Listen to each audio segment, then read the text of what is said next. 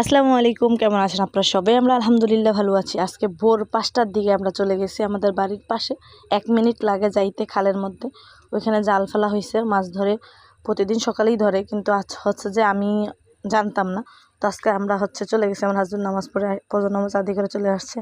মাছগুলো এমনিতেই সুন্দর দেখা যাচ্ছে, উনি চোখে দেখে না, লাইট মেরে দেখতেছে কেমন। তো আজকে দেখি কি কি মাছ কিনা যায়।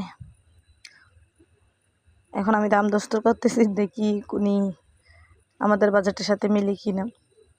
আর ওই যে সিঁড়ির মধ্যে এক হাঁড়ি ছোটো ছোটো পুঁটি মাছ, ভ্যারাইটিস আছে, বাইং বুট্টো আছে, পুঁটি মাছও আছে, নিচে আবার বাসা পুঁটি মাছ আছে।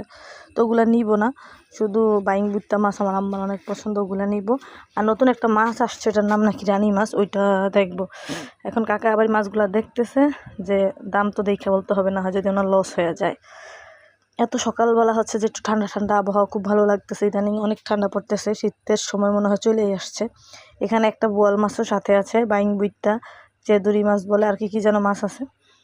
এই যেগুলা কিনা হয়েছে, এখন দাম করা হয়েছে ১,০০০ টাকা। বাসায় নিয়ে আসলাম।